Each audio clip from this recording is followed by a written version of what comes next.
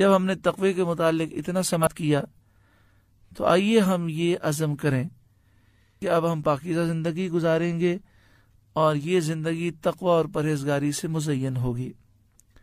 فیہ ھدی للمتقین، اس قرآن میں متقی لوگوں کے لیے ہدایت ہے، اللہ سے ڈرنے والوں کے لیے ہدایت ہے۔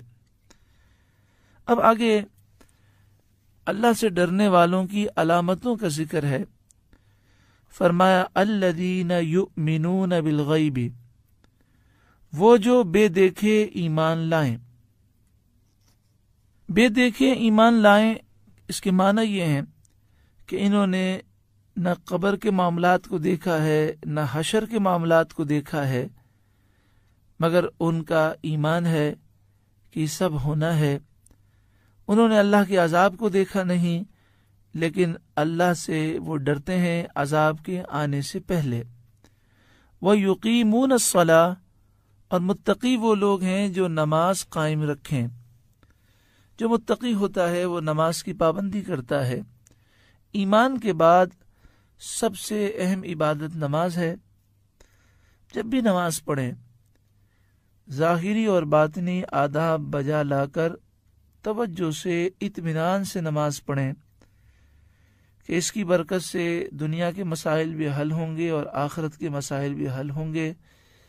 مسلمان کے لیے سب سے بڑا وظیفہ نمازوں کی پابندی ہے، اس لیے نماز کو کبھی بھی انسان یہ نہ سمجھے کہ میں جلدی فارغ ہو جاؤں، بلکہ اسے چاہیے کہ اطمینان سے خشوع و خضوع و توجہ سے نماز ادا کرے۔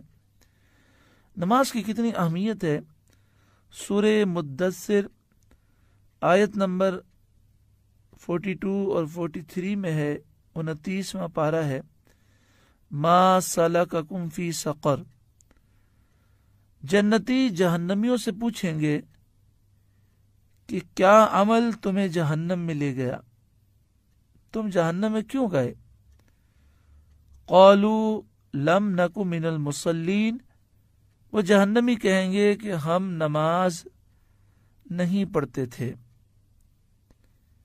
یعنی نماز نہ پڑھنا یہ جہنم میں جانے کا باعث ہو سکتا ہے۔ سورہ روم آیت نمبر 21واں پارہ، اللہ رب العالمین نے ارشاد فرمایا وَأَقِيمُوا الصَّلَاةَ وَلَا تَكُونُوا مِنَ الْمُشْرِكِينَ، اور نماز قائم کرو اور مشرکوں میں سے نہ بنو۔ اللہ اکبر، یعنی نماز نہ پڑھنا یہ تو کافروں اور مشرکوں کا طریقہ ہے۔ مسلمان کا طریقہ یہ ہے کہ وہ نماز قائم کرے۔ مسلم شریف پہلی جلد صفحہ نمبر 61 پر حضرت جابر رضی اللہ تعالیٰ عنہ راوی ہیں کہ سرکار دو عالم صلی اللہ علیہ وآلہ وسلم نے ارشاد فرمایا، کسی شخص اور اس کے کفر و شرک کے درمیان نماز کو ترک کرنا ہے۔ یعنی مسلمان اور کافر میں جو فرق کرنے والی چیز ہے وہ نماز ہے۔ سنن نسائی پہلی جلد صفحہ نمبر 82 میں ہے کہ نبی کریم صلی اللہ علیہ وسلم نے فرمایا، بندے سے قیامت کے دن سب سے پہلے جس چیز کا حساب لیا جائے گا وہ نماز ہے۔ اگر گزشتہ زندگی میں نمازیں قضا ہوئی ہیں اور وہ نمازیں باقی ہیں تو ان قضا کو ادا کریں، اللہ کی بارگاہ میں توبہ کریں، اور اب اس مبارک نشست میں یہ عزم کر کے اٹھیں کہ انشاءاللہ اب میری کوئی نماز قضا نہیں ہوگی۔ زور سے کہیے انشاءاللہ عز وجل۔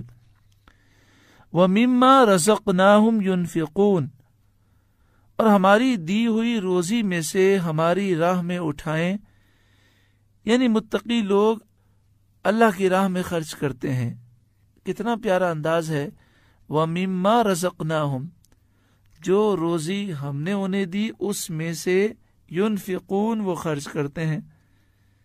یعنی جب کوئی شخص اللہ کی راہ میں دے تو اسے یہ ضرور سوچنا چاہیے کہ یہ میں جو اللہ کی راہ میں دے رہا ہوں میرا کوئی کمال نہیں، میرے رب نے مجھے یہ سب کچھ عطا کیا ہے، اسی کا مال ہے، اسی کے حکم پر اسی کی راہ میں خرچ کرنا ہے۔